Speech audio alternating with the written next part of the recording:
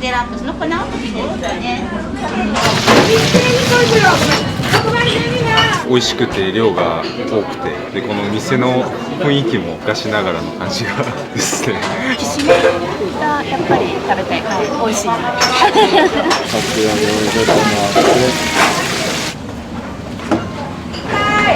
はい、かき揚げそば。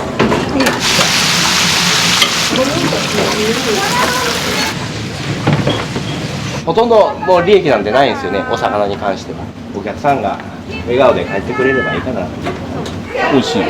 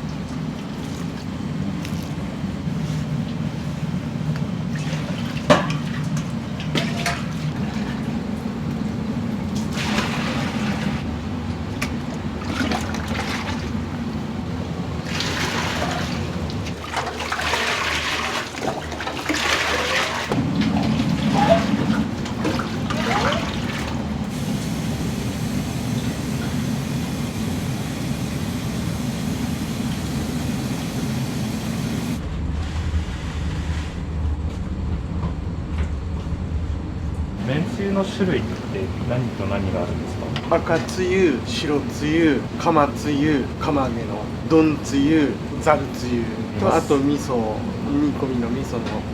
同じ出汁は使われて、返しが違う感じの。そうですね、返しが違いあるんます。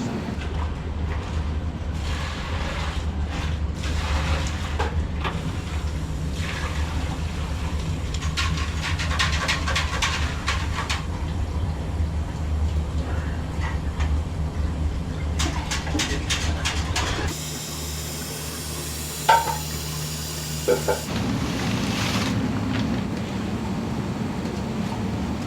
作り続けるんですね。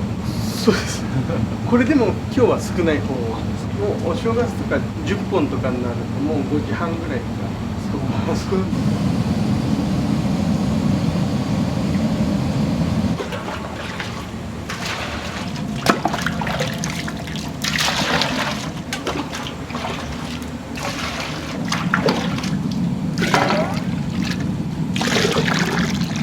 8升を2つと12升と、これそれだけでもう昼ちょうどなくなるぐらい、結構びっくりするぐらい出とるみたいで。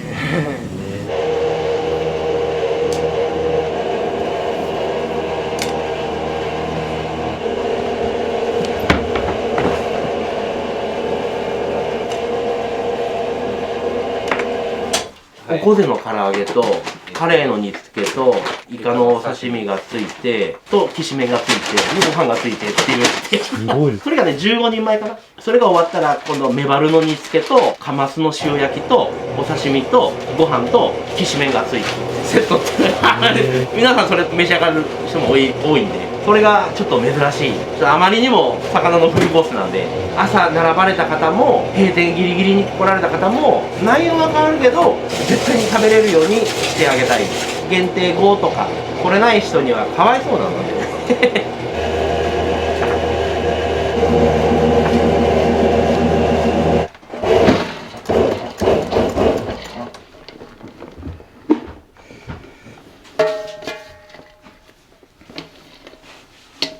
機械打ちなんですよ。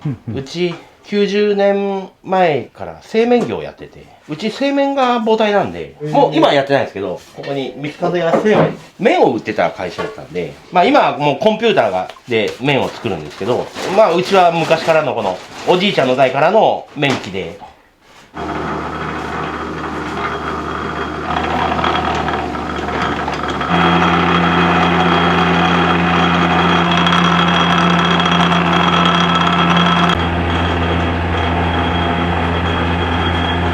味噌煮込みって言っても大体は具の種類が違うだけなんですけど、柏が入ったり天ぷらが入ったり、うちの場合は麺と味噌自体が違ってくるので何種類かあるんで、湯がいてお召し上がりいただく普通のもの、麺を釜で湯がかずに直接入れてお召し上がりいただくちょっとドロッとした感じ濃厚な粉落としっていうのがあって、まあそれも人気なんで、あとは味噌煮込みをきしめんで食べる人が結構いらっしゃって、今日はどんな味噌にしようかなっていう感じで食べられる方が多いかな。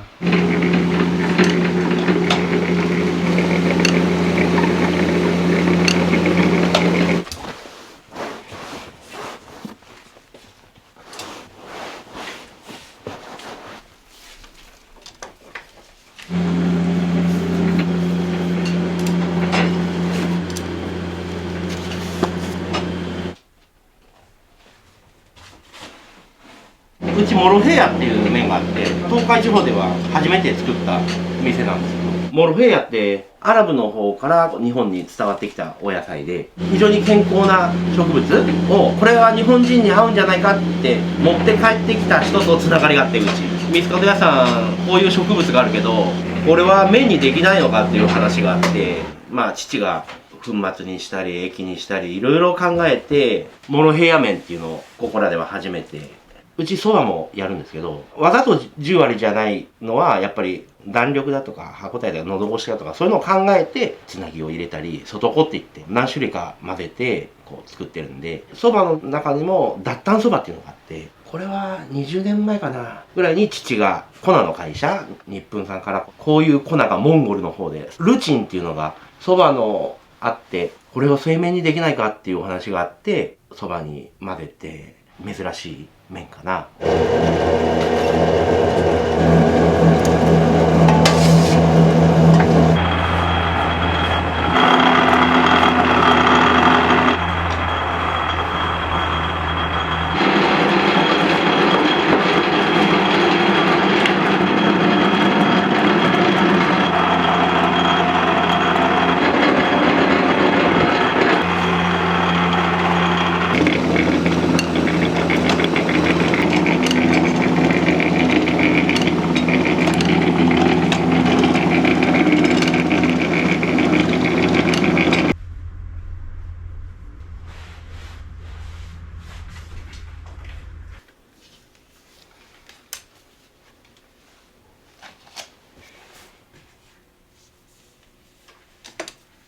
僕は地方から出てきたんで、あ、そうなんですか。愛媛から社長が昔和食で板長をやってまして、そこで知り合って僕呼んでいただいて。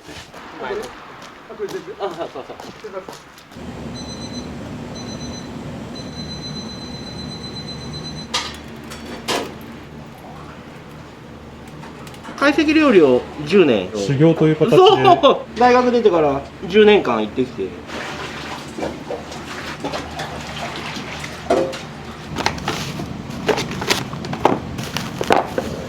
ほとんどもう利益なんてないんですよね、お魚に関しては。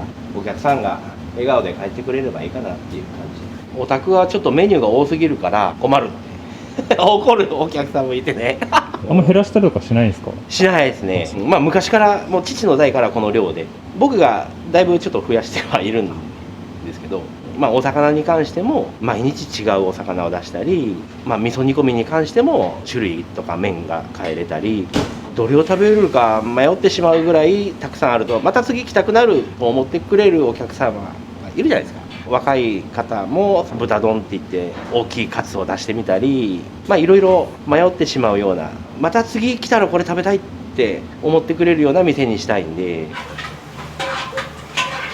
れきしめん定食に入れる宮城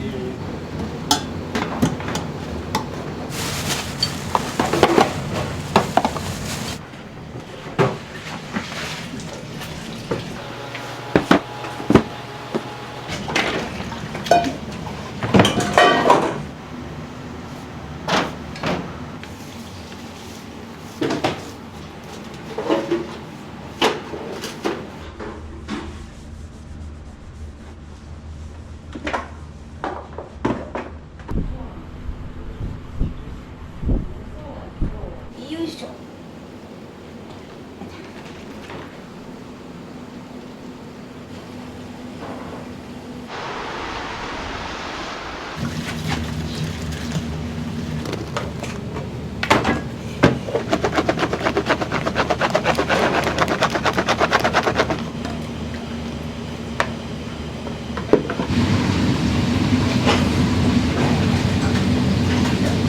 これがカレーの切り身の煮付けとこれ1匹とイカの刺身ときしめんとご飯があるんですね。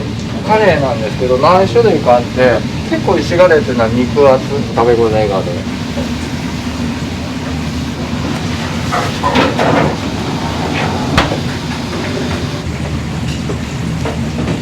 それでうちの場合はこの片栗粉でこうコーティングしてタレをまぶして時間がかかった。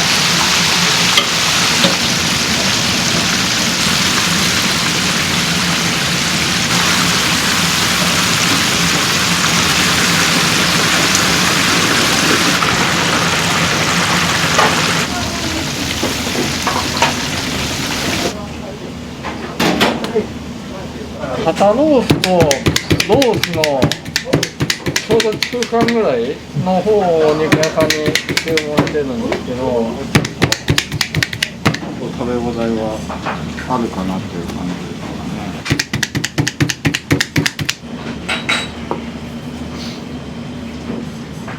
基本的にロースってあんまり脂身がないんで、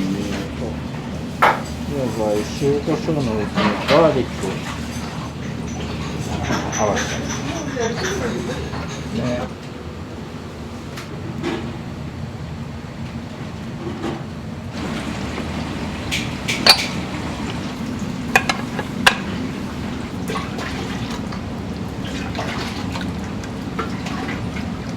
もうこれぐらいかけとかんと沸く前にペースが間に合わんの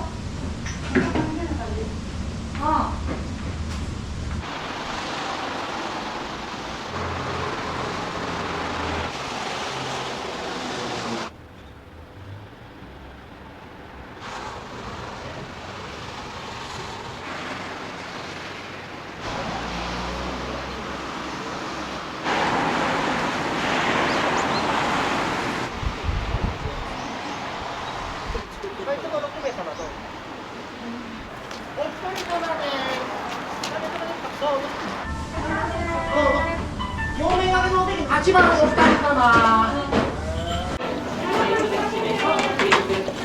い、魚2個21番。はい、じゃあ21。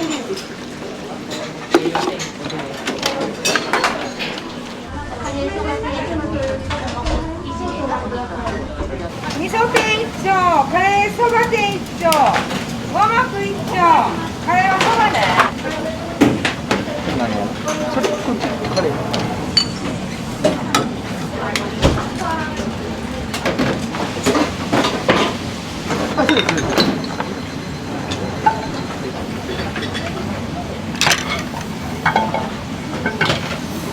はい五目。五目8番ね。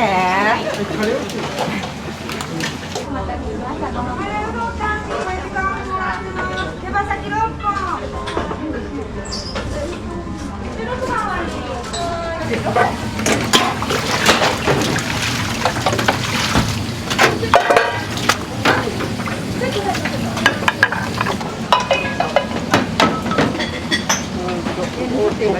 カレー最初そば。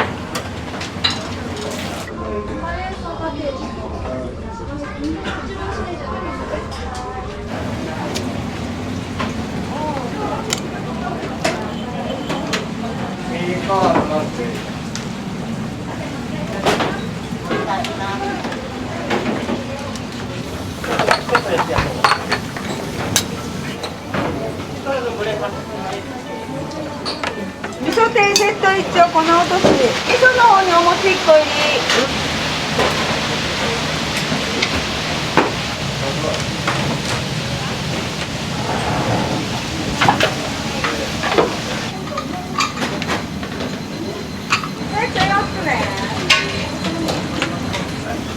はい、粉落とし餅。味噌店。2番2人。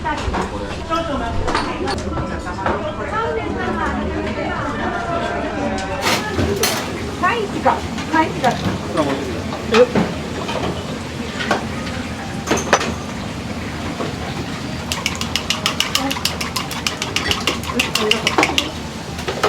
赤だし2個あるよ。はい。味噌カツで。1番。はい、そばってやる。はい、豚丼。もっと。魚2個でんか。あとそこそばってね。どう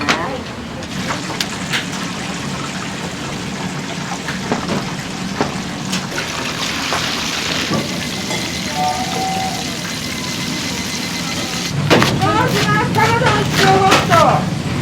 あとそこ何のからで。上カツの1丁両方ホット。でそこから1丁。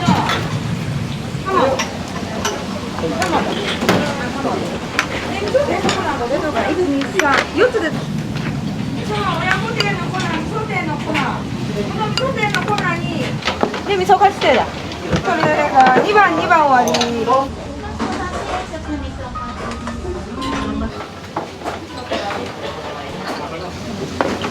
これ魚。セット2個10番。もう一個魚7番。これをまんべんにかけてこのタレにつけて身を食べてもらう。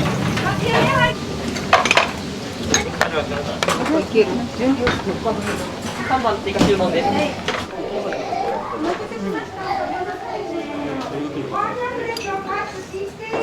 よくお二人は来られるんですか？2回目かな。ミツカド屋さんの魅力のところってどこにありますか？これだ。魚。メニューが多いから。美味しいよ。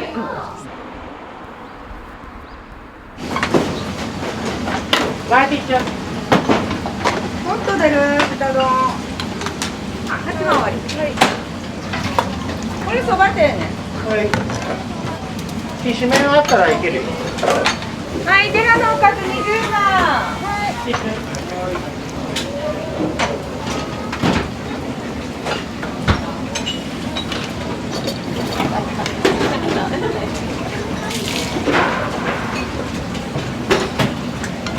カツ出る。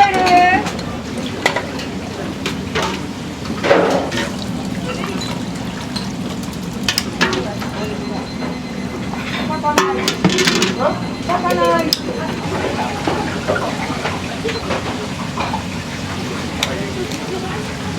どいう感じだ。はい、ライス2丁。 3番3番で、これ味噌店普通。味噌汁普通23番カレーの柏と思うてください。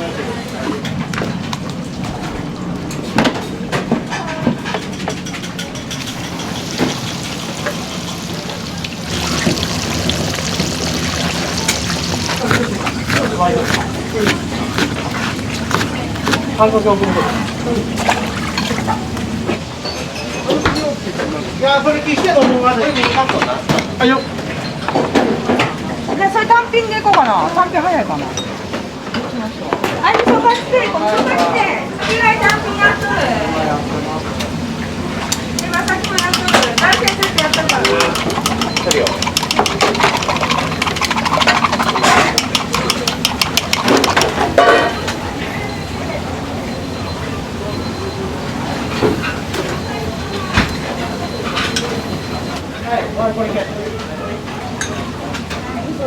あよ。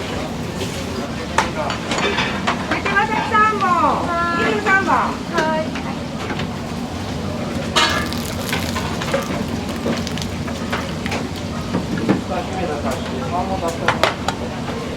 はい、上カツの赤だし23番3番はい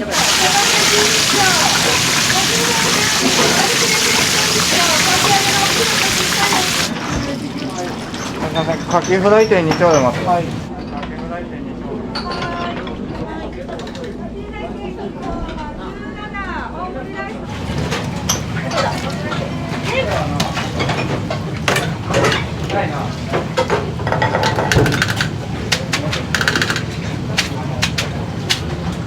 はい、単品18番これ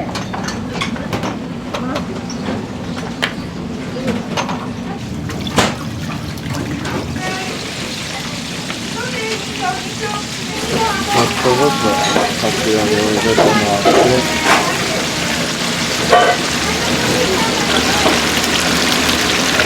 れぐらいエビを開いたりあとは端から外れてこれでかき揚げを入れてこれが通常のかき揚げの大きい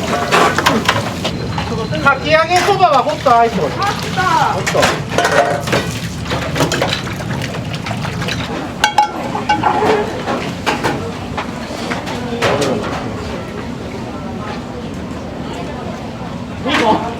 限定ライス1個くださいはい、かき揚げそば。よいしょ運んではい、本日の煮付けね金目も13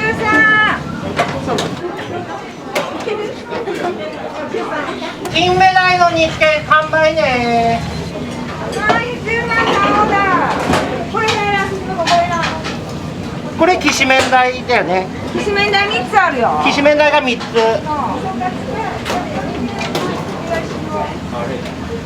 エビピー終わった水巻き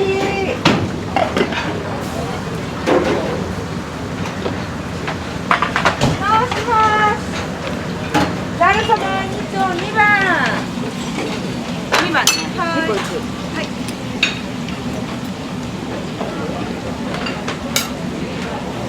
親子すり込みの麺を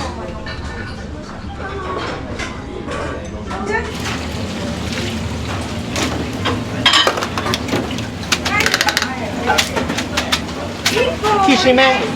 で1個そばホットねいらっしゃいます回します柏味噌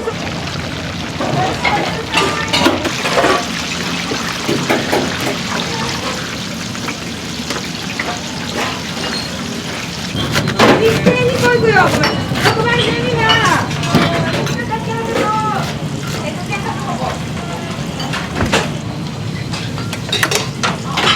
はい、これおかずなし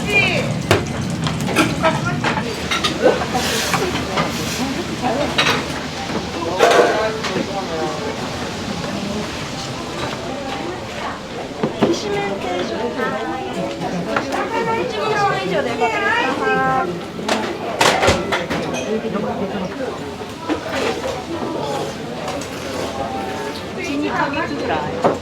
に1回は1回は。出汁が美味しい。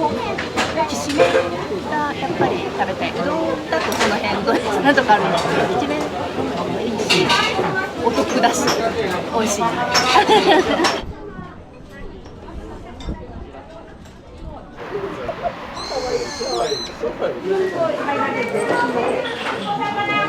そうします。本日のメバルの塩焼き一丁、カキフライ系一丁、あんかけ一丁、きしめんタンキンホット一丁です。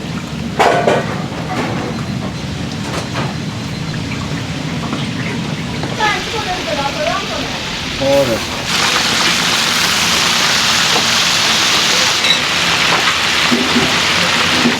ここでいいよ。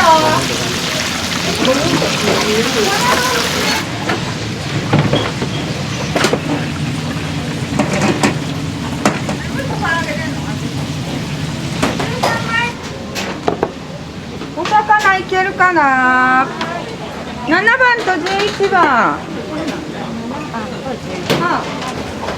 そうします。エビキシホット一丁、天にそ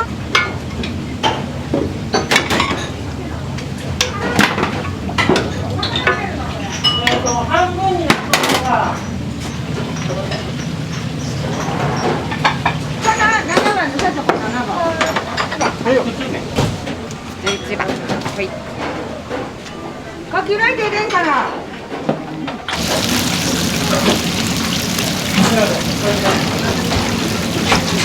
ライブに行か限定ライブ一応天気と天一丁、天気と天全部でこれ11番。はい。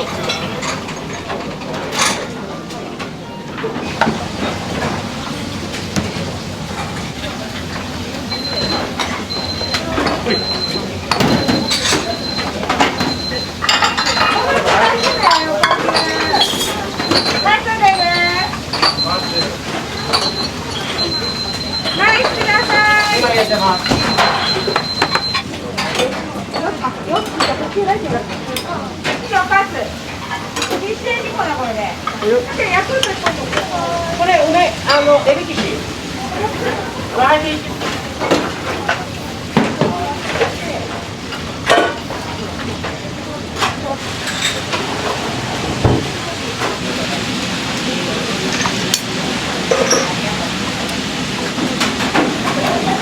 嘘って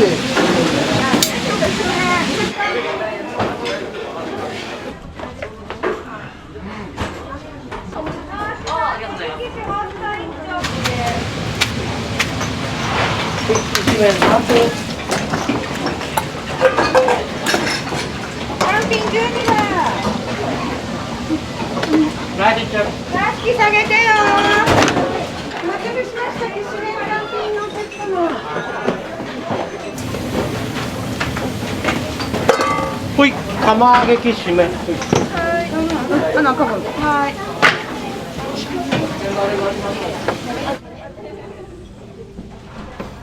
お待たせしました。釜揚げきしめんですね。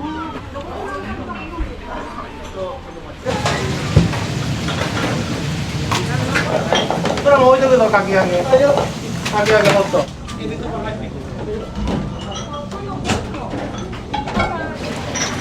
はい、かき揚げの定食。ちょっと1820ね。はい。かき揚げきしめん定食をお願いします。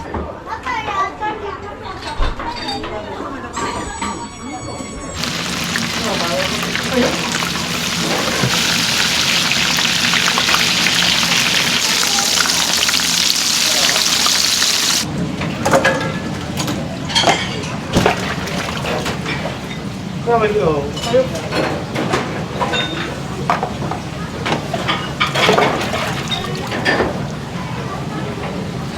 テンガルはい、エビアイス。エビそば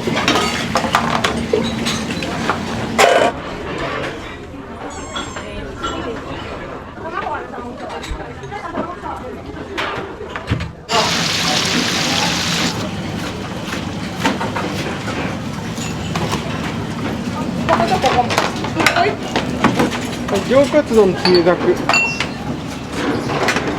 何出た？麺出てないです。今上天丼と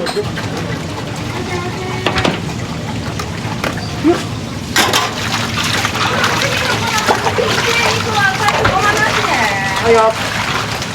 でもそれやったらカツ出しちゃってくれる。ごまなしカツ。ごまなしね。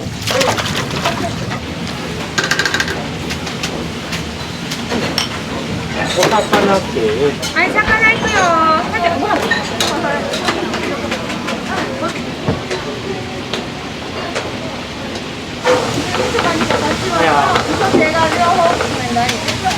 あんかけ。あんかけ。はい、ください。あんかけあんかけ、あんかけ。はい、あんかけいくよ。ライスください。17いくよ。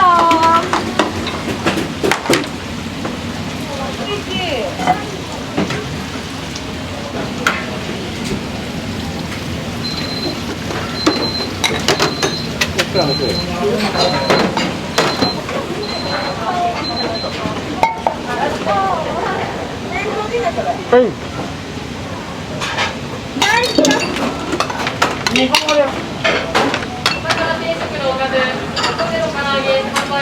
変わります。メバルの煮付けになります。今4つ入ってる。これ終わりね。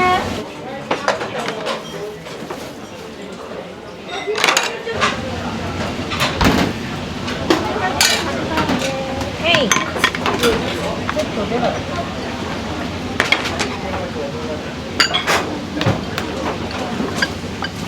帯。はい、これ確認。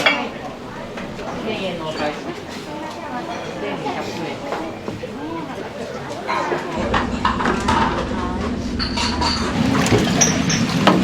はい、入らない。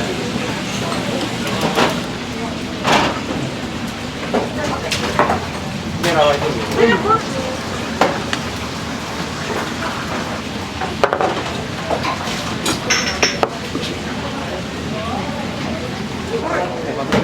一番ね、この音ですね。はい。こちらでデラックスの粉落としですね。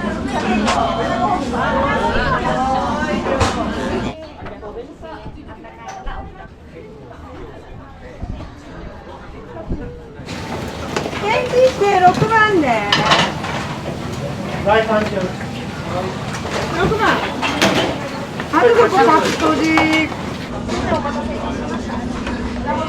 失礼します。穴子ねんじゃのお客さん。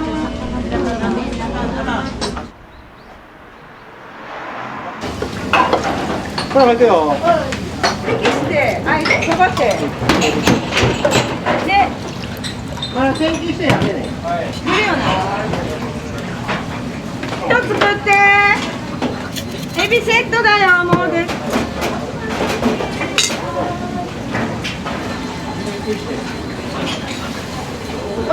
はい、エビ。16番。これからも全部あげよう。日替わりのおかず、カレーの煮付け終了。次からイワシのフライになります。あ、あいよ。ヘアってエビヘア。エビヘア。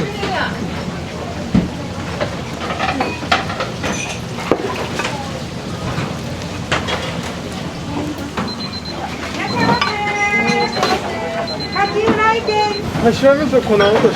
柏粉。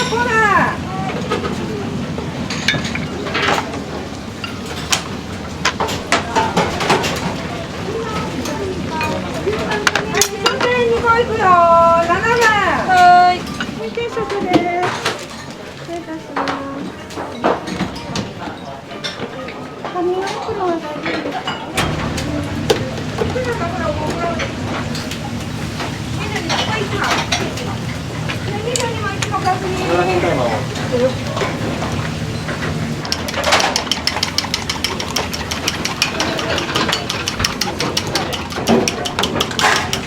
よいしょ、いけるかな、18。3000円。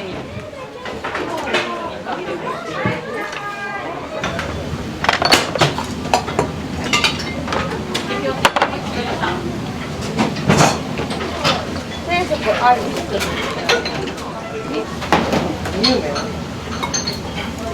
とろそばです。とろそばアイス。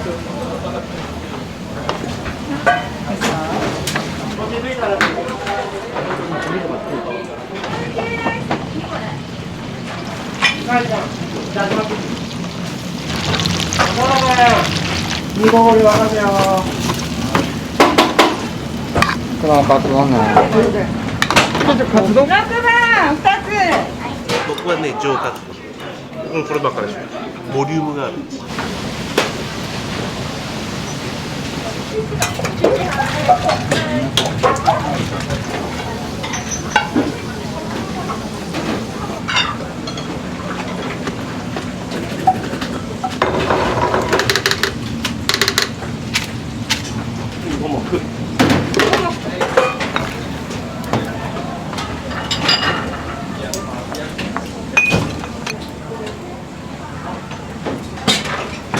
ゆでイカ13枚いって。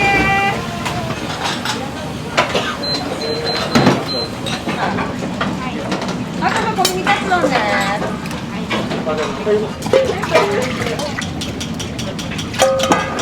それもいい。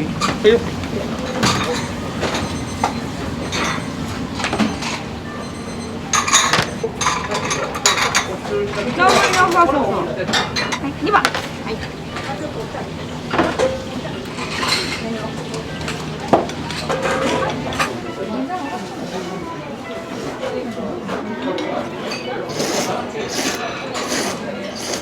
2、3回目ぐらいですね。美味しくて量が多くて、でこの店の雰囲気もすごい素敵で昔ながらの感じがですね。ミ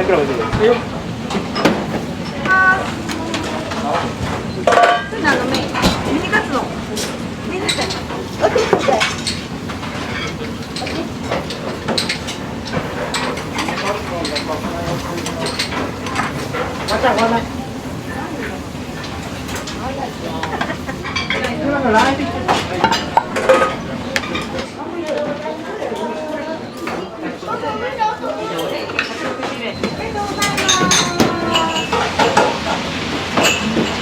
はい、カツとじはもうすぐ。待て、3丁。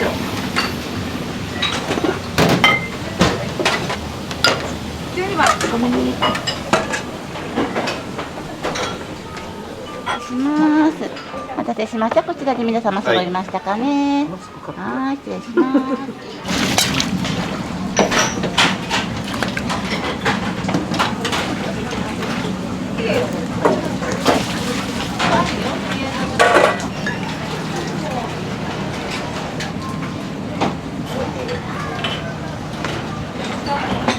店長味噌もう1個。卵粉落とし。粉落とし。このお名前。あ、はい、大丈夫です。あれ今何の人これ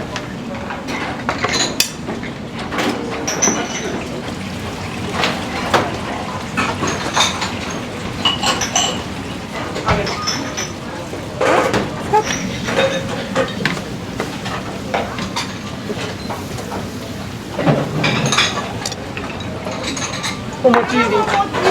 20番。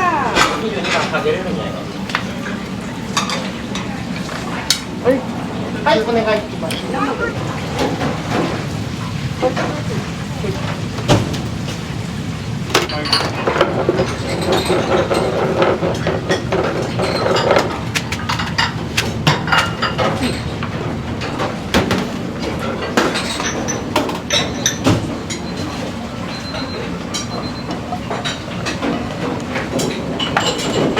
あんかけ1番。電話君、やってくれる。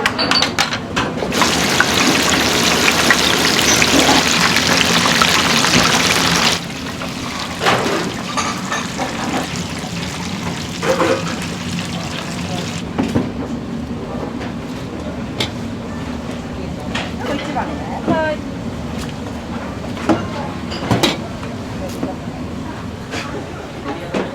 1番。はい。1番終わり。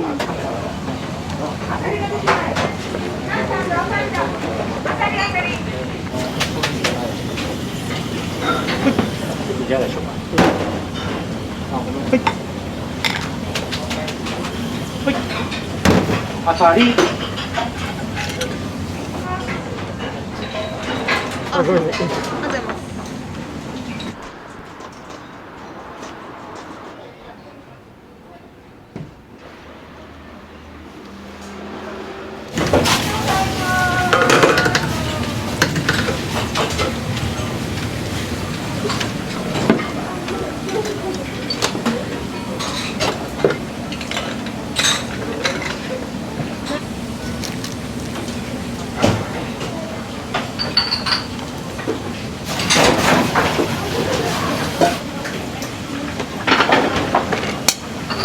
味噌煮込み定食これです。すいません。下の方でやります。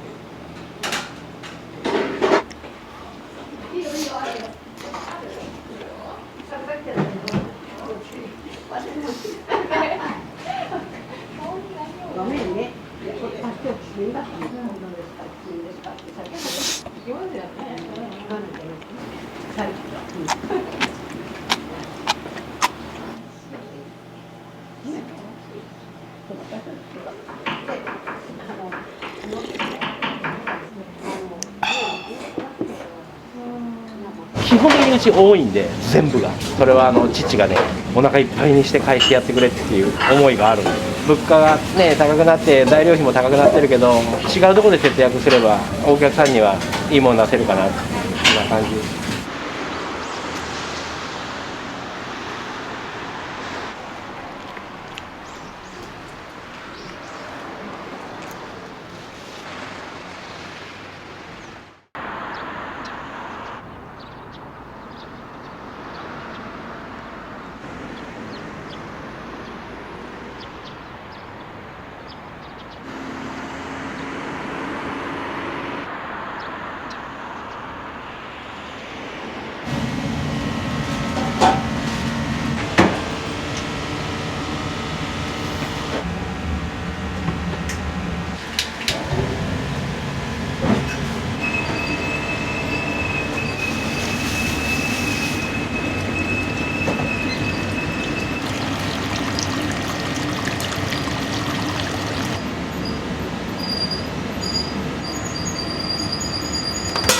京都の東山区にあるうどん屋さんで修行しとって、でそれで戻ってきた感じ。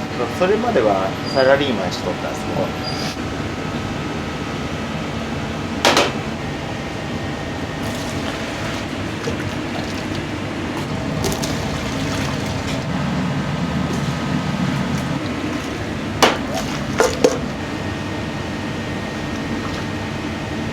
れで白で合わせて。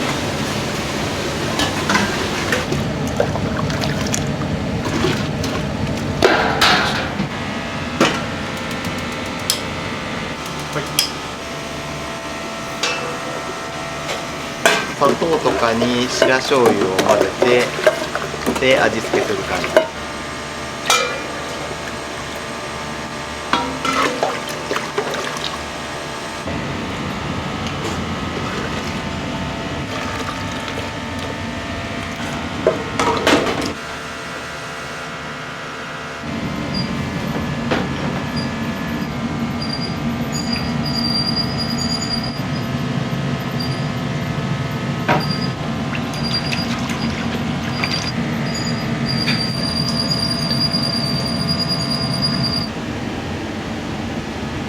初皿です。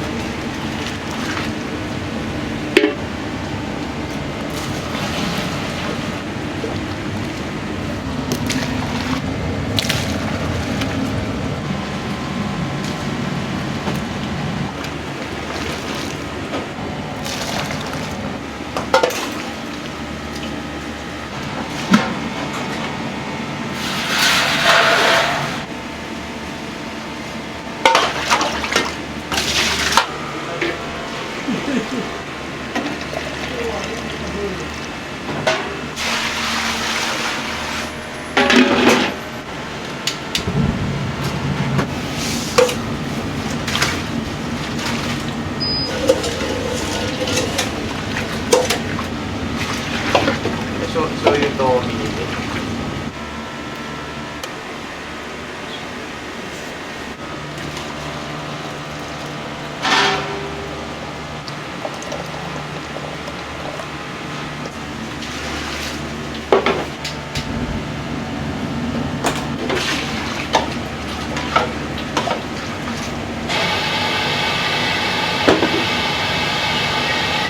赤つゆは煮かけのうどんとか通常のうどんに大体使う。で白つゆは卵とじとか天ぷらうどんとかちょっとあっさりめな感じの汁に使う。真ん中の一番だしは味噌煮込みとかカレーうどんです。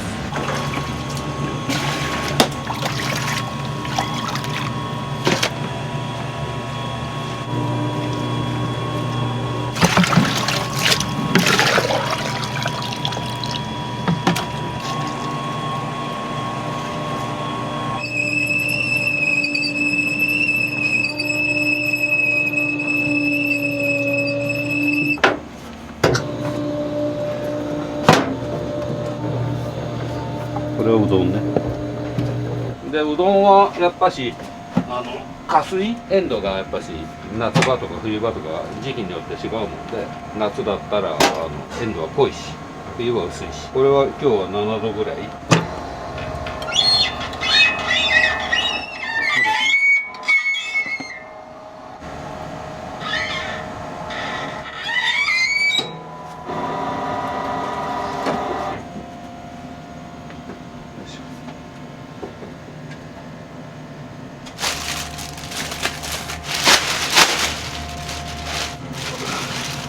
これ昨日作ったやつね。1日熟成したうどん一人から違う。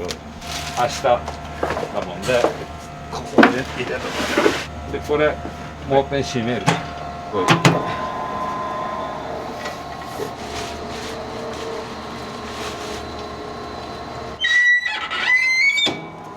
裏返して出てくるし。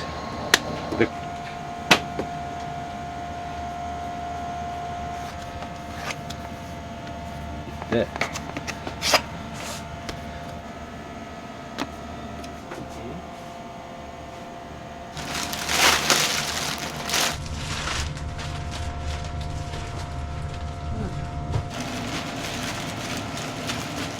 パンになるので、これを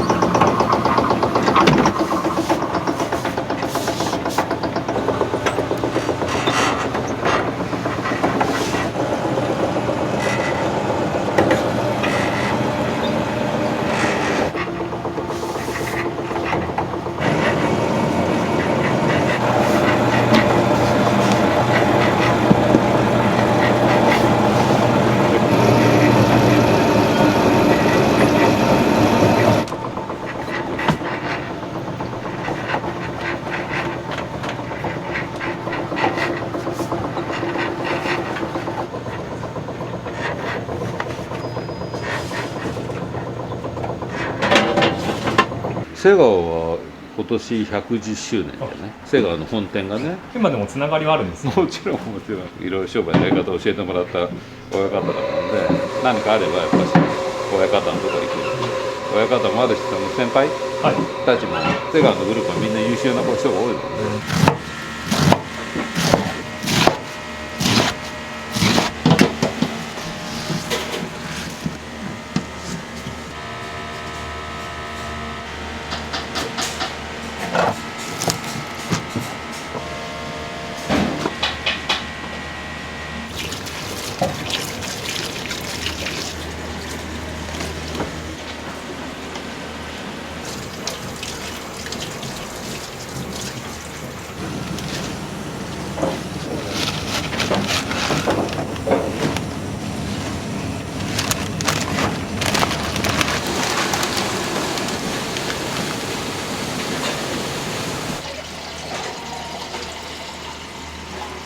目の前で作っとる人の米を使ってます。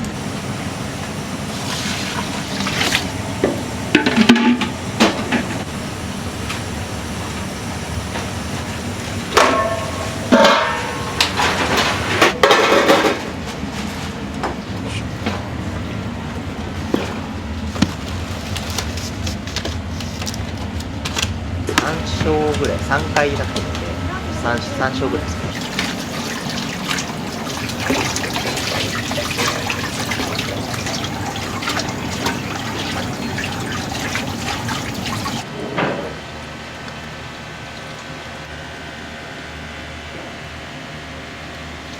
大丈夫ですか？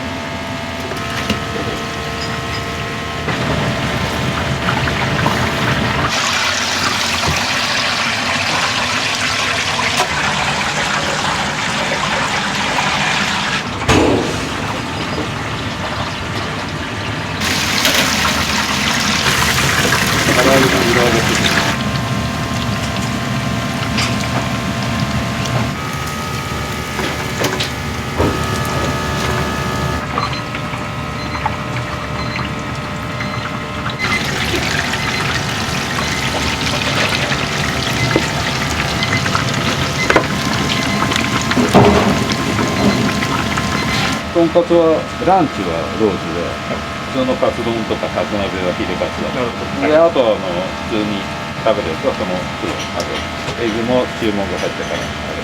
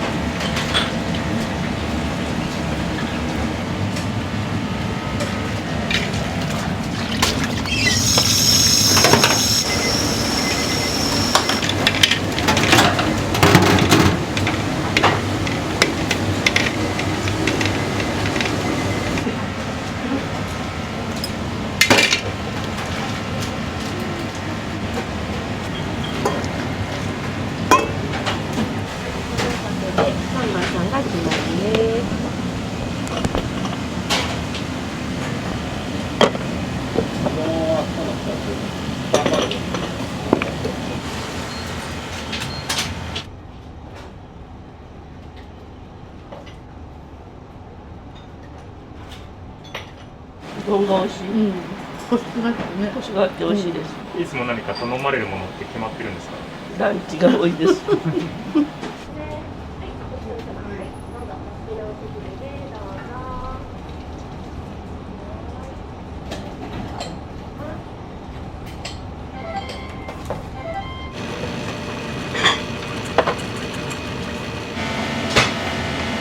ブレンドしてあるやつ。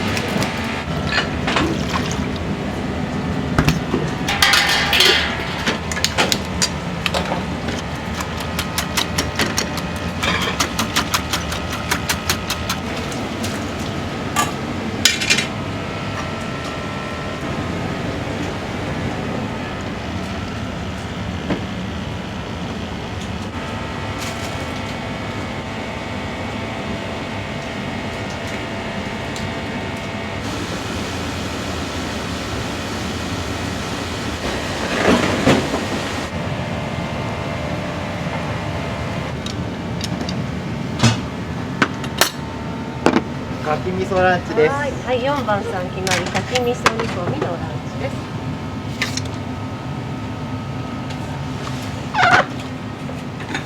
お待たせしました。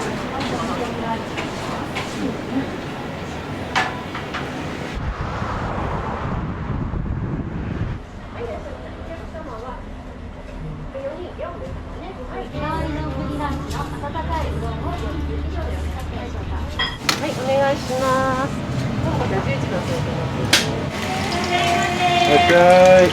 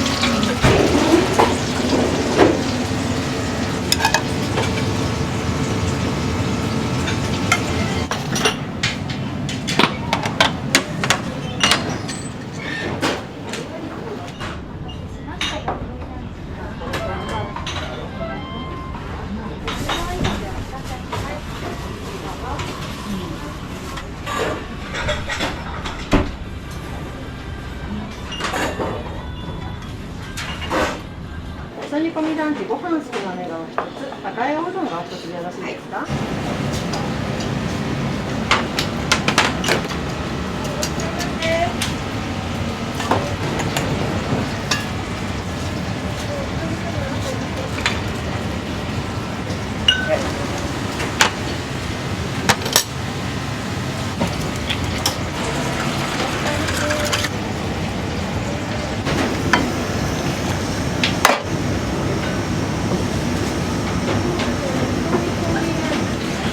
ランチうどんホット。はい、赤いうどん。お待たせいたしました。赤いおうどんですね。失礼いたします。お餅が入ってる。どうぞ。卵も。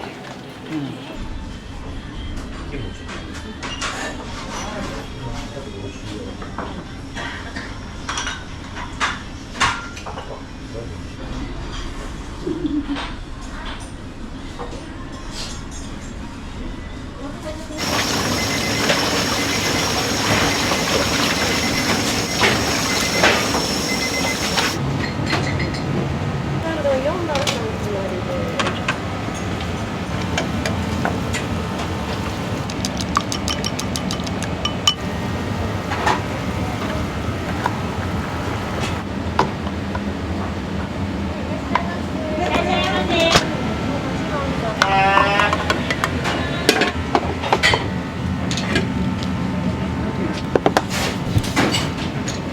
店長さんに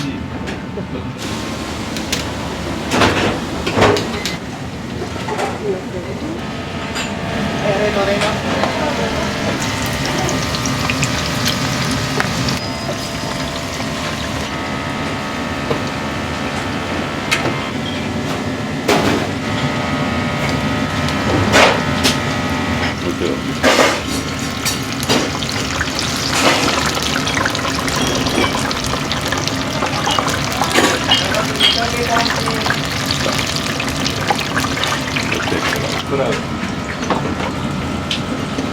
天ぷらうどんの麺大。松井さん、先に天ぷらうどん大盛り8番です。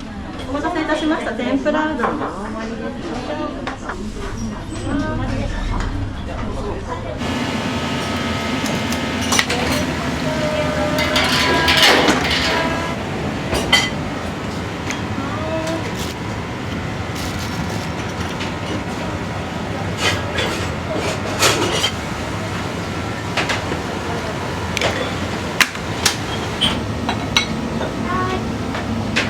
はい、かじめの単品。はい。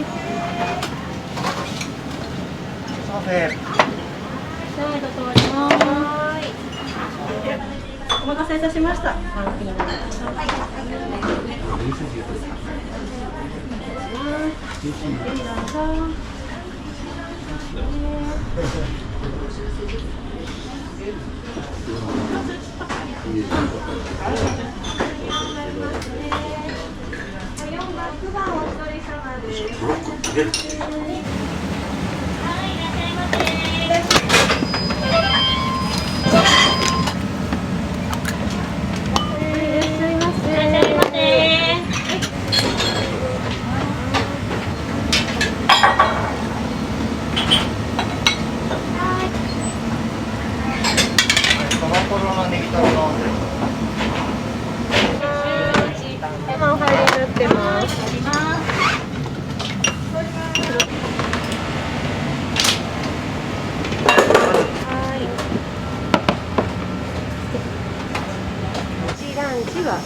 3番ね。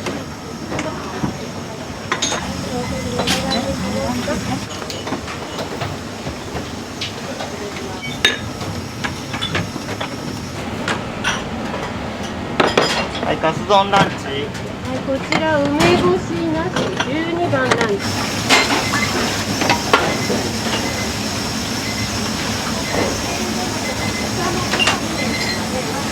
10番さんです。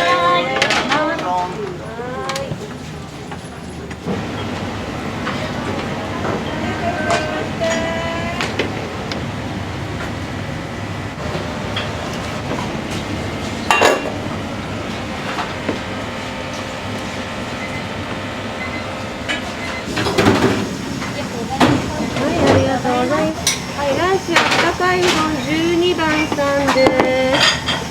はい、ありがとうございます。お待たせしました。ランチのお色です。失礼します。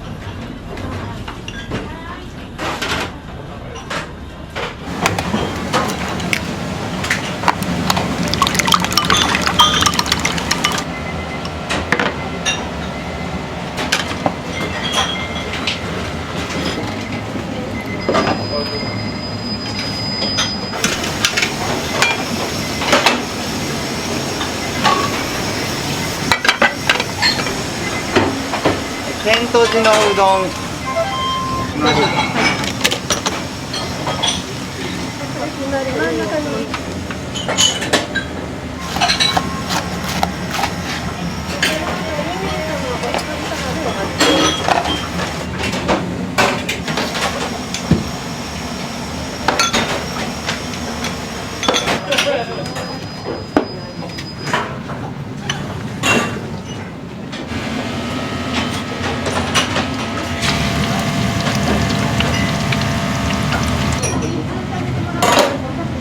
ランチうどんホット花。ありがとうございました。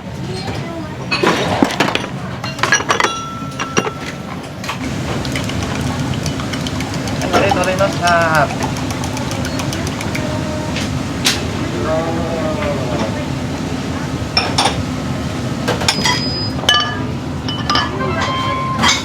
までお待ちです。卵とじ大盛り決まりです。はい。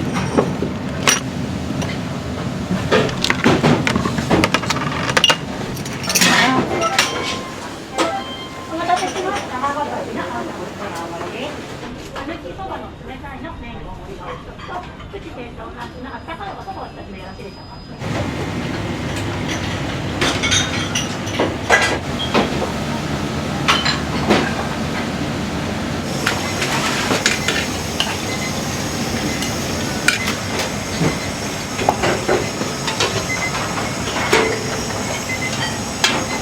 たぬきの麺代。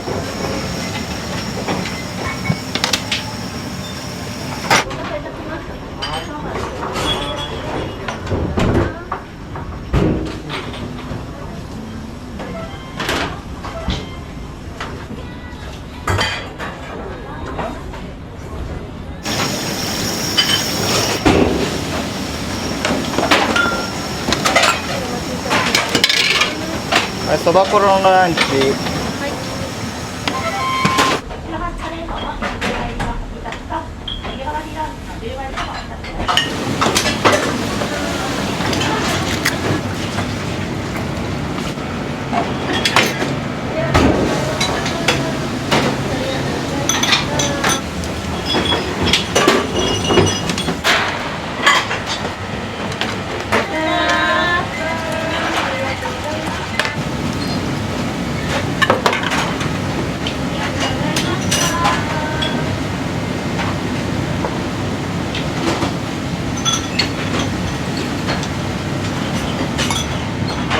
ライ入り。5番さんエビフライ付きとお箸カレーです。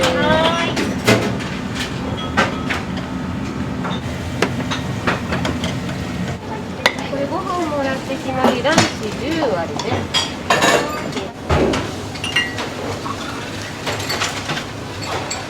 お待たせいたしました。日替わりランチ10割サラダですね。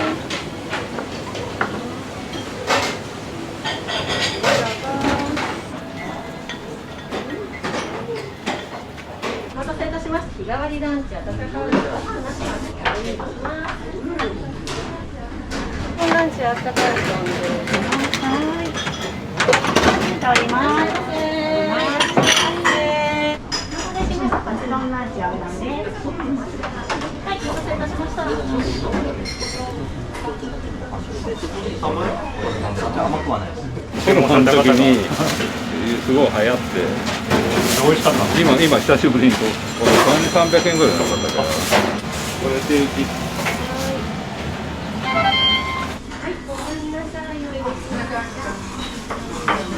作り方はね、カニはね、この中に入れてあげますのでね。わかりました。はい、ありがとうございます。ありがとうございます。ありがとうございます。楽しんでやってみます。楽しんで作ってください。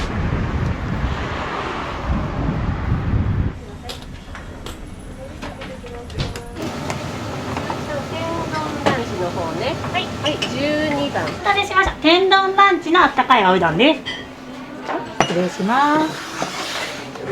お待たせしました。丼ランチおうどんです。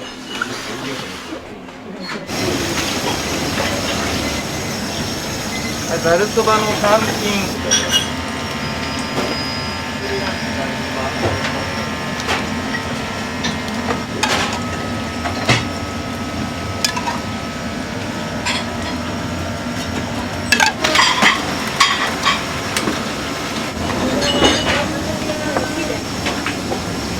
で丼ランチの冷たいうどん、丼ホットのご飯なし。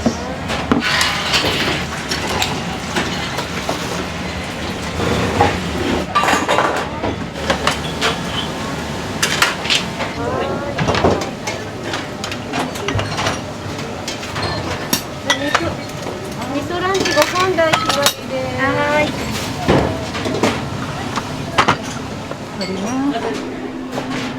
ありがとうございます。お待たせしました。味噌煮込みランチご飯大盛りです。1枚失礼します。ありがとうございます。話します。はい、ゆっくりどうぞ。いいじゃん。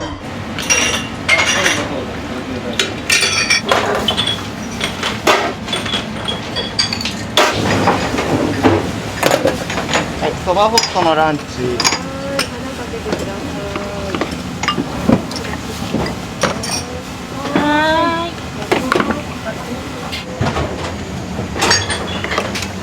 ランチ。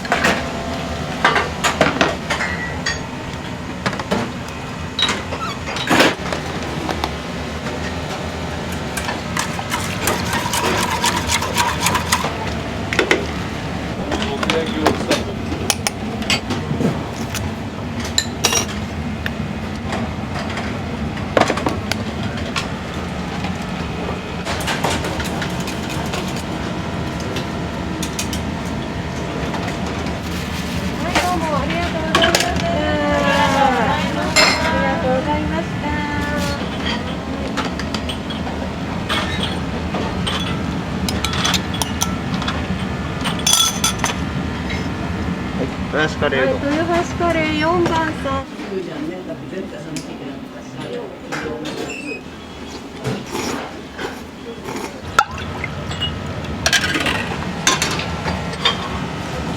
鴨ざる。はい。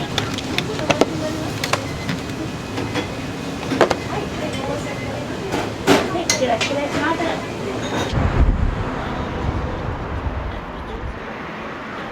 日替わりランチあったかいうどんが3つでざるそばが2つですね。お願いします。は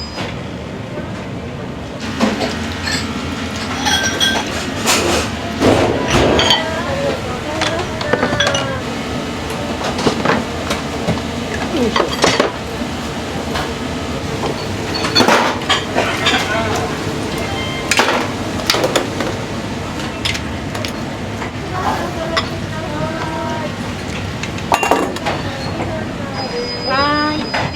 ざいました。ありがとうございました。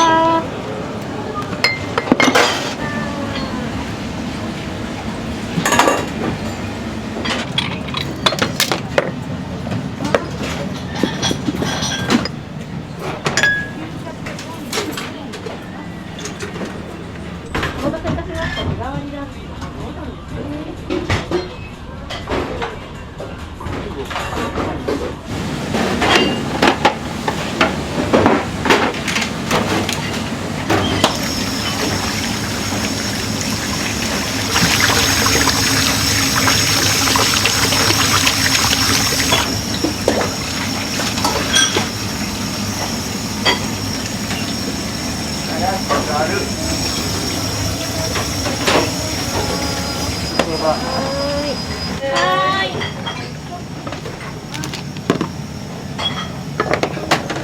通ります。お待たせしました。ランチご用意です。失礼します。どうぞ。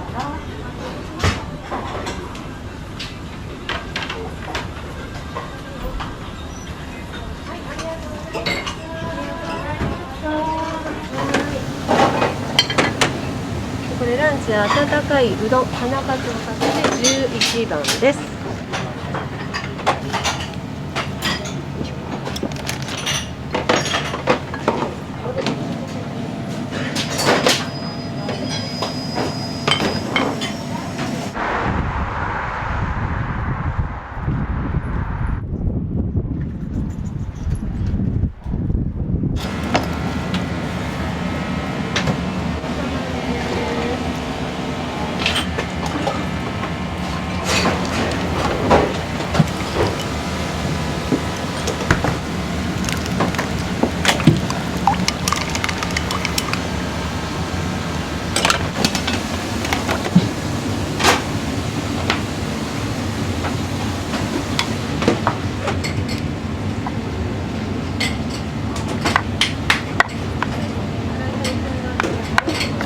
はい、ありがとうございます。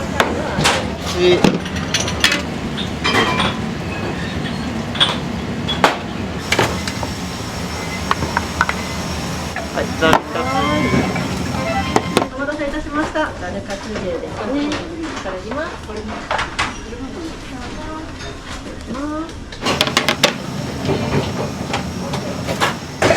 い、ももかちゃん、これ天盛りランチ7番さんね。はい、松井さん決まりカツ丼ランチのジャルです。はい。じゃあ、間通ります。はい。お待たせしました。天盛りランチになります。カツ丼ランチでいかがですね。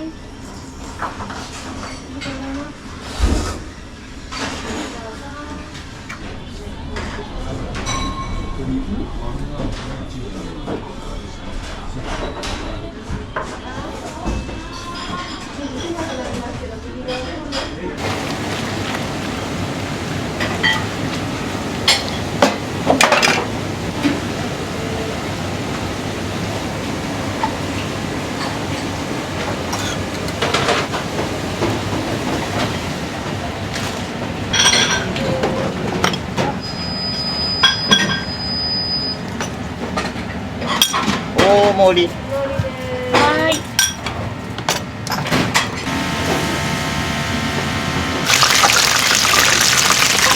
日替わり丼ランチが今日は穴子だから、明日だったら岸の天丼とか、その辺は日替わりで2種類。素材だとか材料がさ、意外とみんないくらぐらいで入るかってもう分かってるじゃん。お客さんのが利口だもんね。なので、これ損じゃないとか思うようなやつが、一つに4回か5回、そういう風にしてかんと、やっぱり普通になっちゃうね。損だよな。こんなんでいいのとかさ、そういうやつが、まあ、何回か食べて数を別に考えて個人経営はね年中無休だから休みの日もなんか半分仕事してるみたいな仕事っていうかリクエスト兼ねてよね俺たちはそんな大変じゃなくやってるずーっとやってるもんそんな大変じゃお勉強があったらご飯食べ行くみたいなのが多いよね九州までうどん食べ行くとかない北海道まで食べ行くとかない日帰りで朝4時頃出てって夜中の12時頃帰ってきて次の仕事とかお客さんに出せんし、いろんなもの食べて知っとらんとね。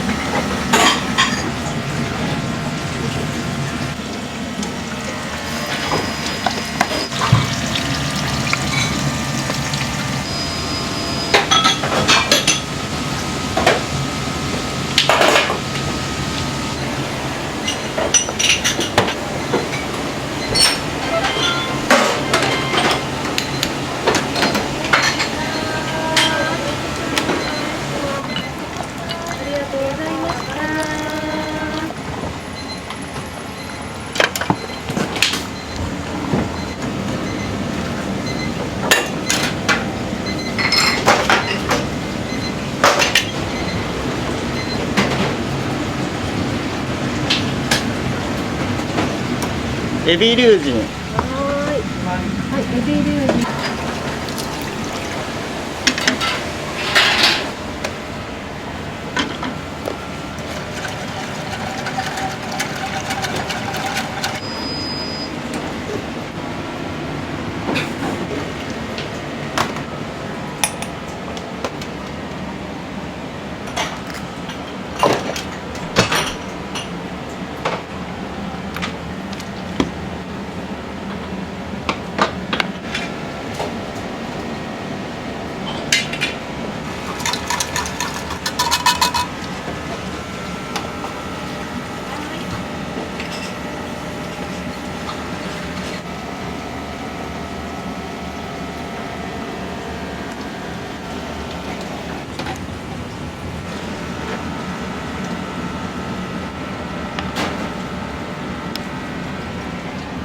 お待たせいたしました。豊橋カレーうどんですね。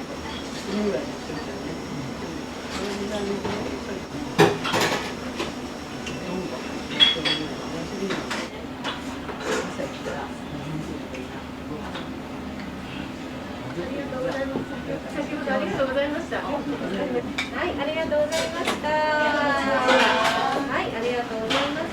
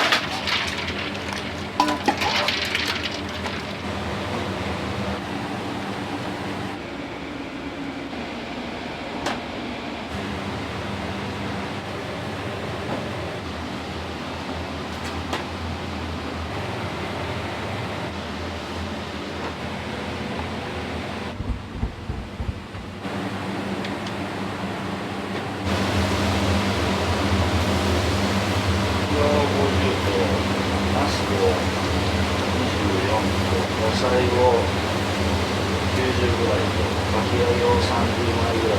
もう土曜日なんかお持ち帰りが下がると天ぷらいっぺんに持ってかれちゃうので、天ぷらは多分6時半か7時に終わっちゃって、それから板場の仕事をちょっとやるもんで、全種類の天ぷらは俺あげない。となるともう300枚以上。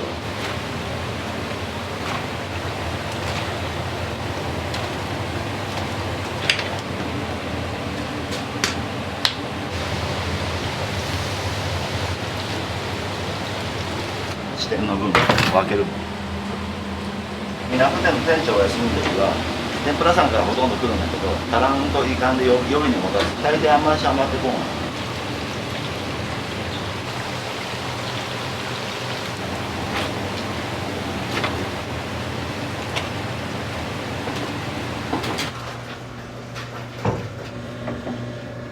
どのぐらい前から働いてるんですか20代から。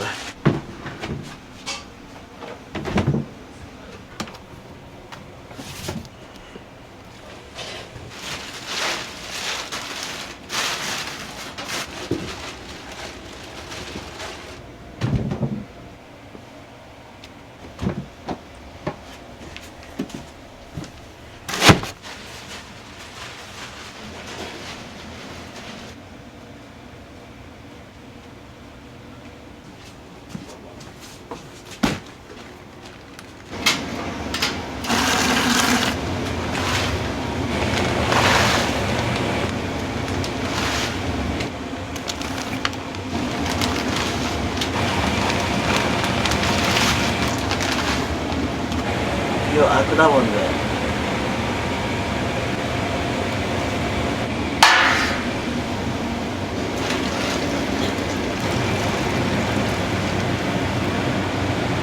あと15分後にまた入れ替えよう。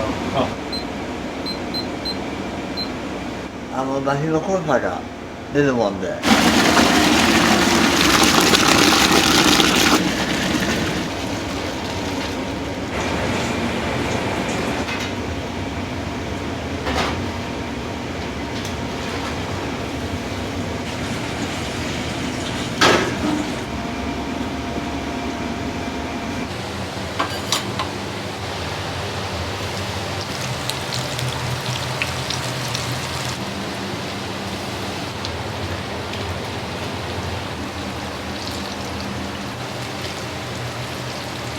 昨日でも250枚ぐらい俺あれとる。それプラス天ぷらやから来る。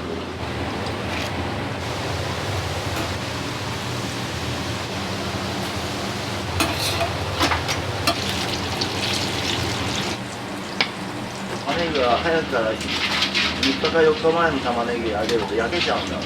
でもう売り物ならんもんで。だいたい直近のやつを。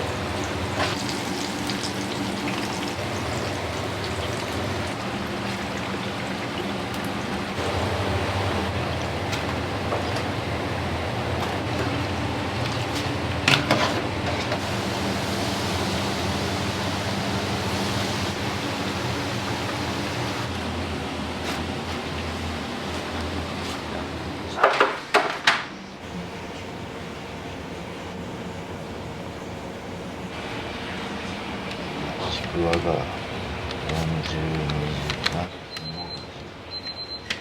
土曜日の方が忙しかったかな。一番上の矢っていうのは何になるんですか？野菜、ちくわ、なす、かき揚げ、魚もまだある。好きな天ぷらというかあったりしますか？まあ大体玉ねぎがある。玉ねぎは夏湿気の多い時とか新玉が出た時は揚げた時はカリッとしても3時間後にはベラすぐで、あれは何ともならんけど。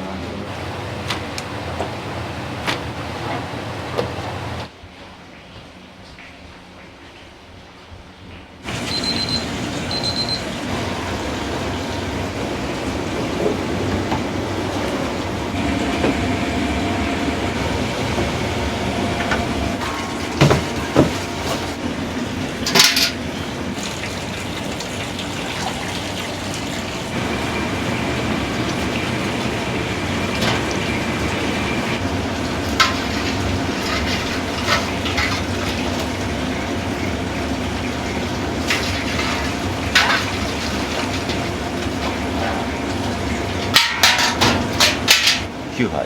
9杯。今日港が3杯。弁天通りが1杯。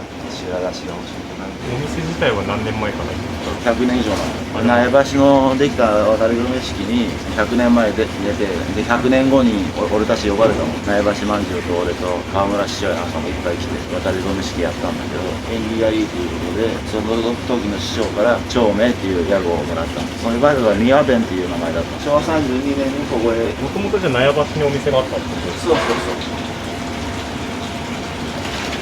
酒、みりん、砂糖、それで味付けするんだけど、今は昔と違うんですか？これをもう何年もかかって作ってまして、これも2社から京都の大きな総味食品と三重の山盛りとそれを2つ混ぜて使って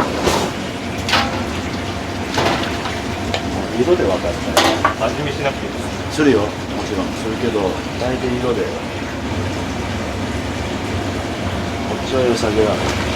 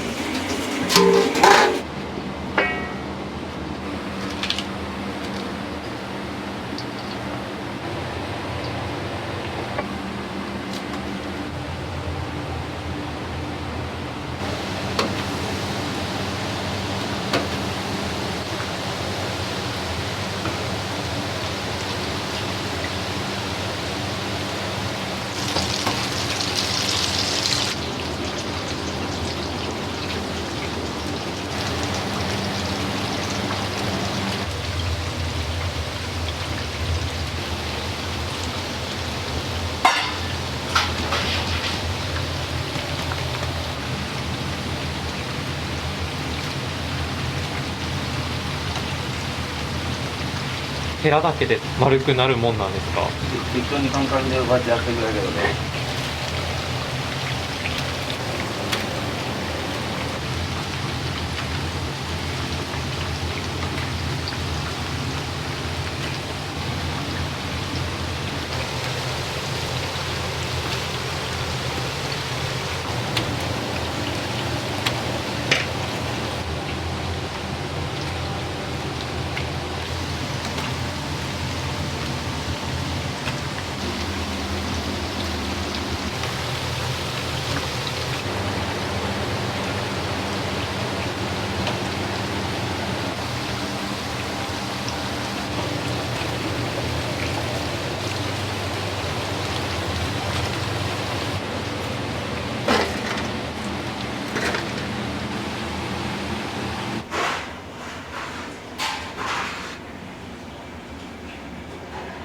うちは喉で食べれるのうどんで、みんな硬いが今ラーメンでもちょっと柔らかめのがいい。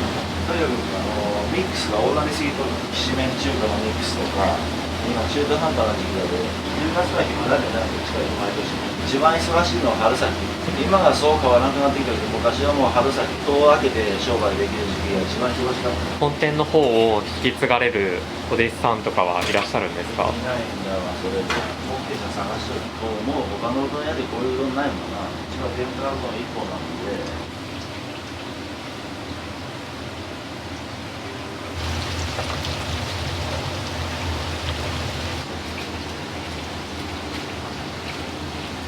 これで本店分87枚とかです。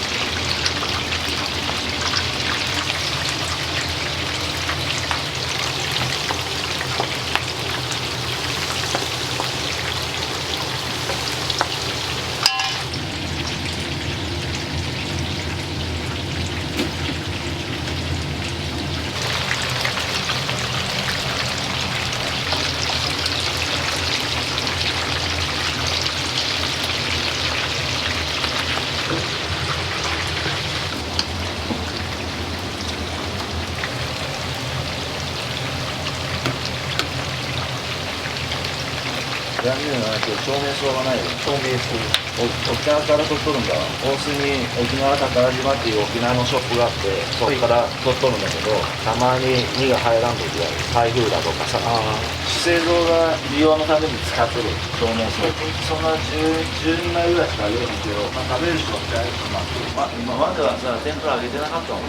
天ぷらさんから全部取り売りだったので、照明うどんの前に天ぷらはみんな取り売りだった。その頃3軒あったの、天ぷら屋が。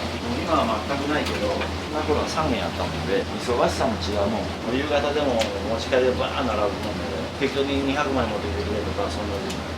うどんでも粉が最高7本で9本出たことある。1日ピークだ。誰も信じると思う。うどん一本な。1袋で何玉分ぐらいなんですか？だって280個ぐらい売れるかな。かき揚げだけは190度で揚げるので、10度だったり。そして宇宙とか中学ぐらいの時から中華ミックスって言うんだけど、その頃お客さんの要望でみんな始まったの。裏メニューみたいな感じから始まったって感じですか？メニュー表にはそのもの載せなかった。そこからどんどん広まっていってみたいな感じですか？でおまけにダメ押しにテレビ局が来たので、それで広まった。継ぎ足しでしょ。今のかき揚げも最近始めたところだけどさ、油が汚れるの嫌だったんだ。今ぐらいのような、今日で19枚でしょ。はい。普通だと80枚近く揚げなかったんで、順番をどうするか、やりをさっきやっといて、他のもんで汚い油取るとか、そうするときれいなまま。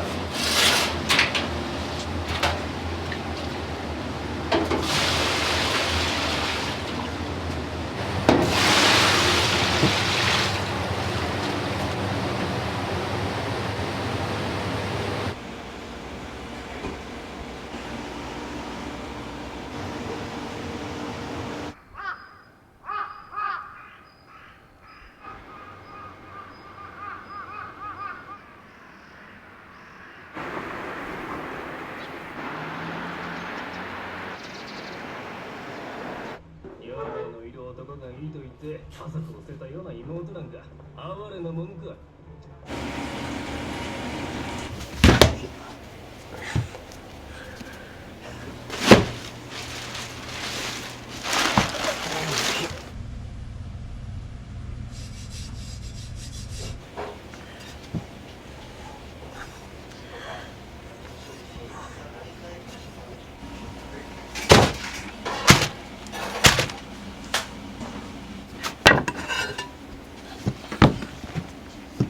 これも順番があってさ、この皮の方を上向けなあかんのよ。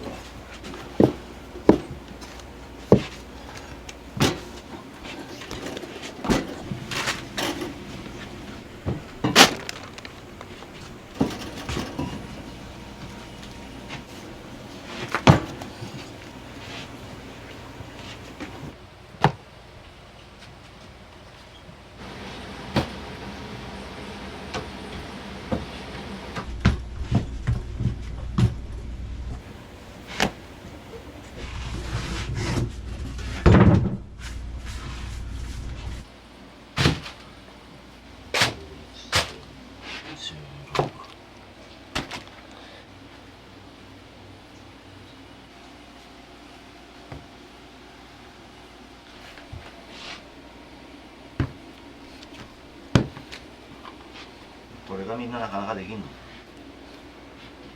へそっていうんだ。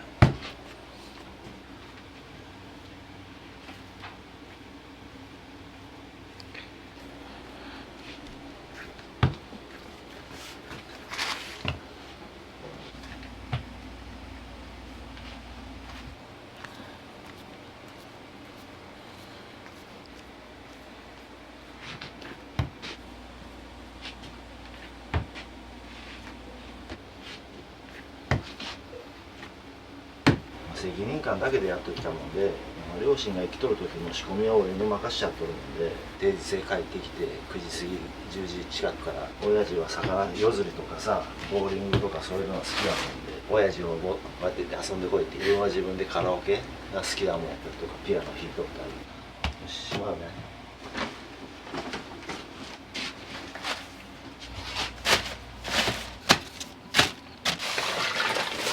これがエンド系。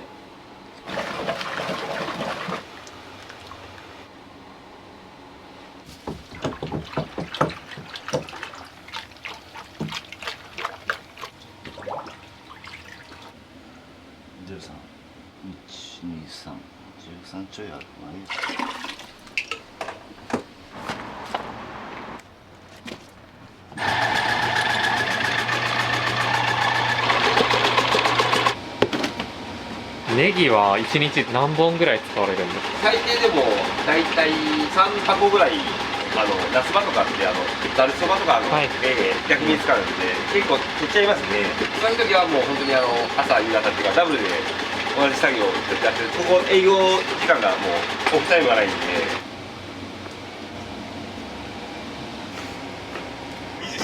膝関節に働きかけ2ヶ月分5900円。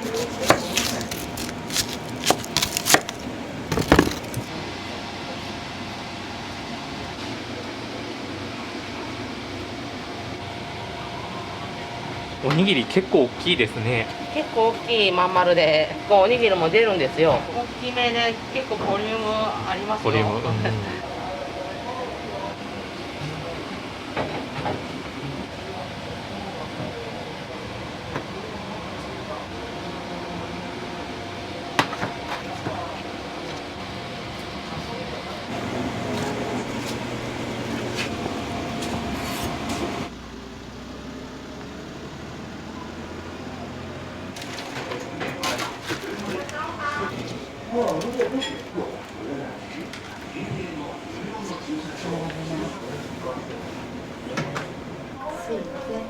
今日エビ食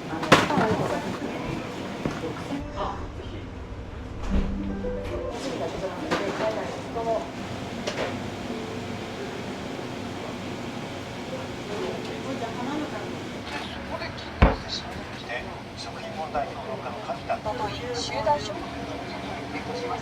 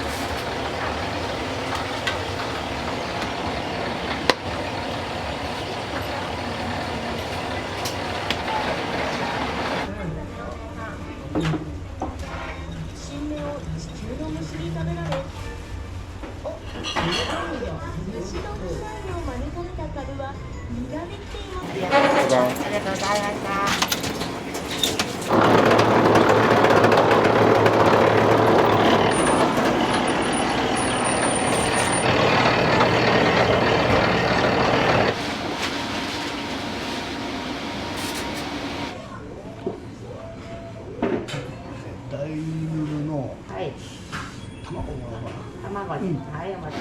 大丈夫です。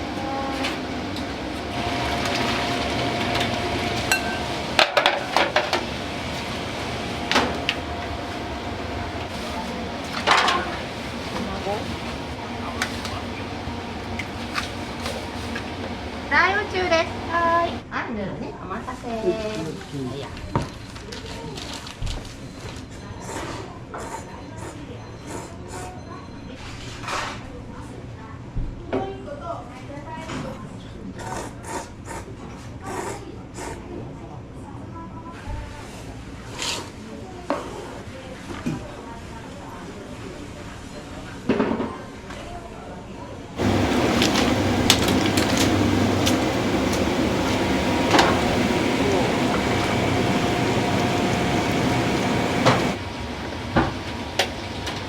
はい、お待たせ。お持ち帰り。はい。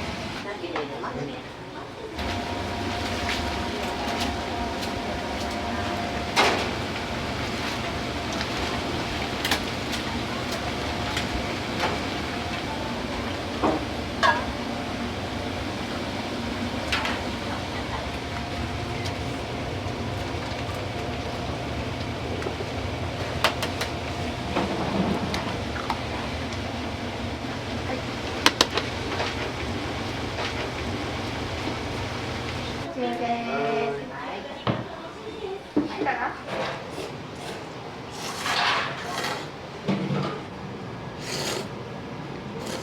店にはよく来られたりするんですか？そうですね、週1ぐらい。ご近所にお住まいですか？近所じゃないんだけど、はいわざわざ美味しいもんで、宇宙にナス天、エビ天、おにぎり。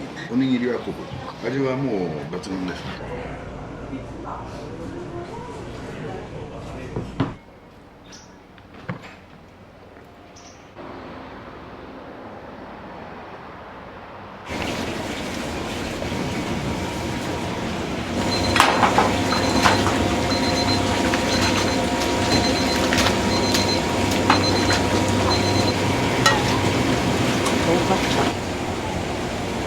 いや。ち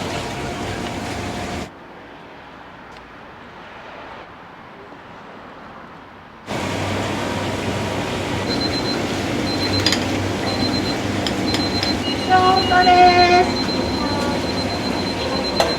ゆずきお待たせです。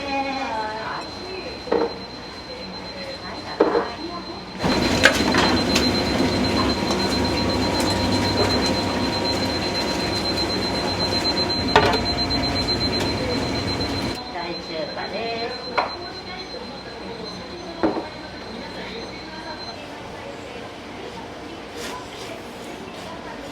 ゆずきのこの生姜がすごいたっぷり入れてほしい。基本的にはね、雨の日に行ったんですよ。雨の日だったら割とね、10時からやってるところ少ないでしょ。気に入ってるところがあれば。味と量。早く出てパッパって帰れるし。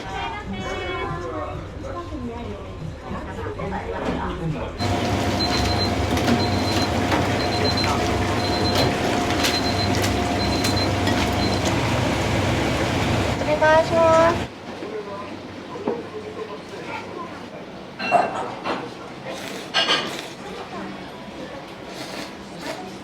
これの時は週1回一番美味しい。一番ですか？もう一番です。30分かけて時間作ってきます。昼は混むからちょっと早めに来て腹持ちもいいし。ないです。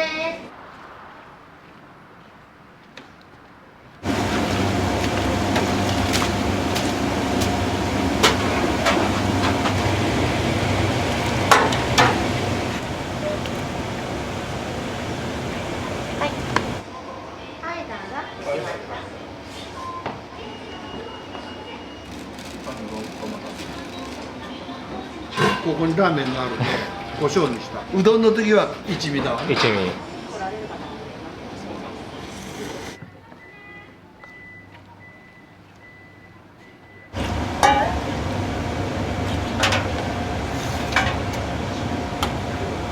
はい、お願いします。はい、お待たせしました。はい、中に入るよ。はい、はい、お母さんぬる。はい、ネギなし。はい。はい、どうぞ。はい、通ります。はい、お待たせ、大宇宙です。いいよ。いいですか。はい。中華ミックス大盛りのフォローで。お願いします。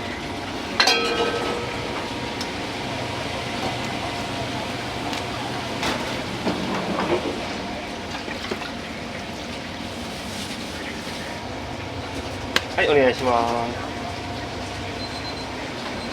大宇宙のコロです。入ってますよ。いらっしゃいませ。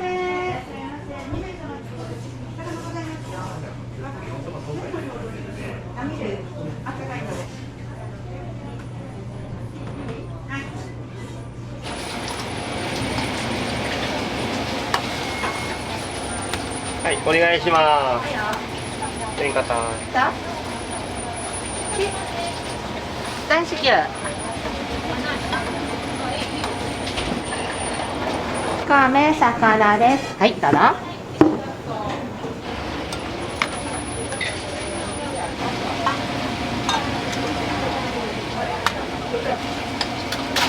はい、お願いします。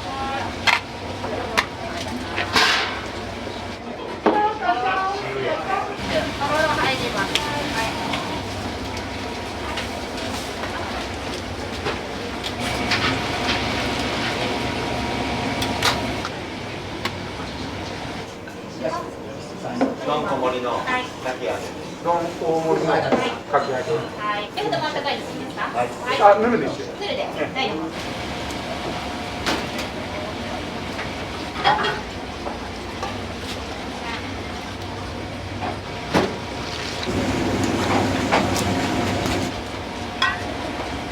はい、お願いします。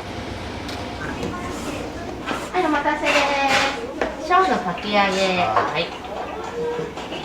大ぬるです。お水入れていきます。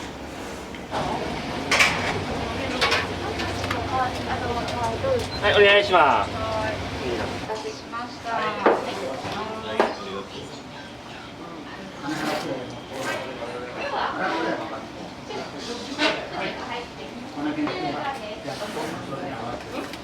お芋さんちょうだい。はい。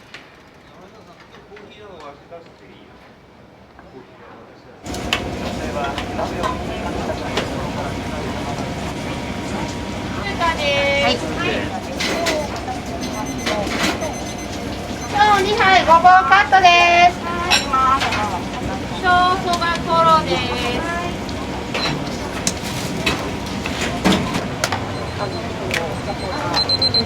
うどん上がります。お願いします。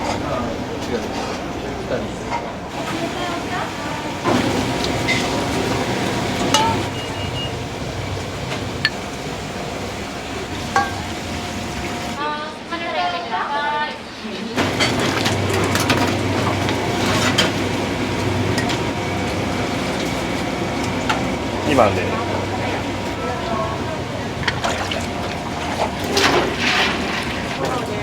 はい。小そばはい。はい。はい。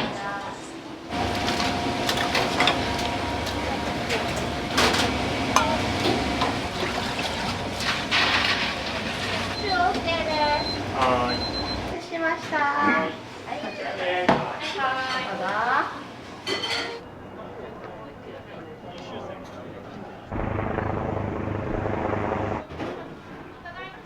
大吉シチューです。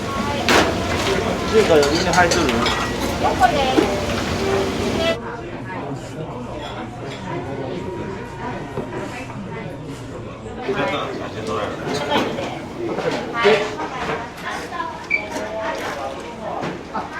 お店にはよく来られたりするんですか？初めて。どうですか、初めて食べられてみて。うまい。量結構食べる方なんですけど多いです。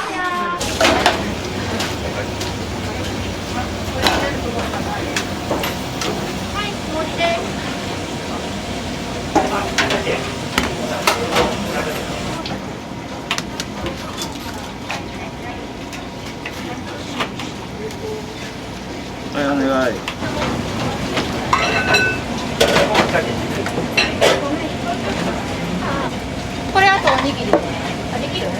持ってきて。乗らんかもこれだと。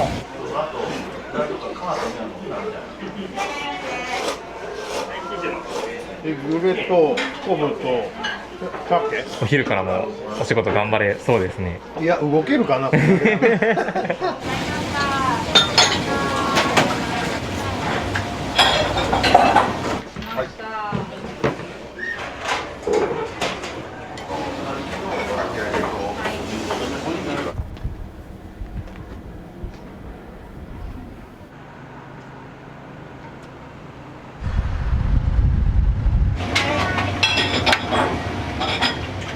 願いします。3番で。はい、お願いします。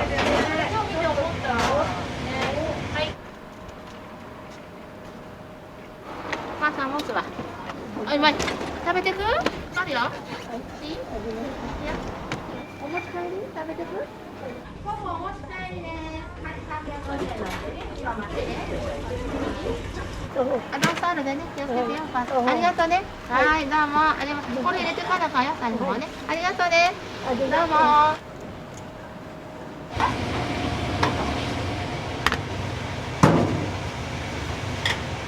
はい、お待たせしました。薄味の野菜です。すいません。はい、薄味ね。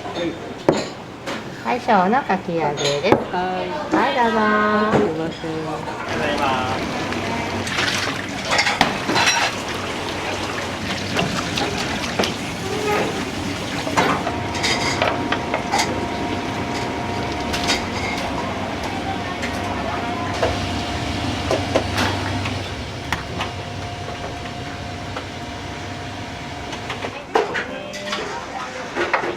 小盛りのごまそうですね。はい、ありがとうございます。ありがとうございます。すいません。週に1回は来ます。週1回ぐらいですね。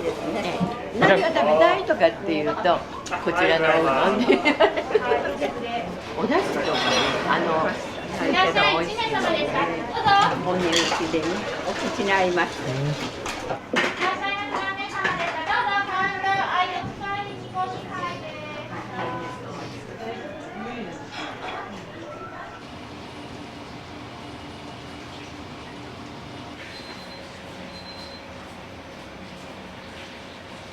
ありがとう。美味しい。よく来られるんですか？よく来るよ。もう何十年なの。何十年なの。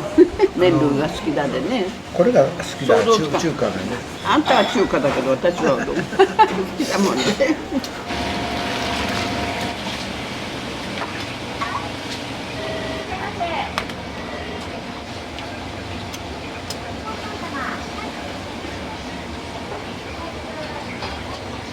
ママ出ます。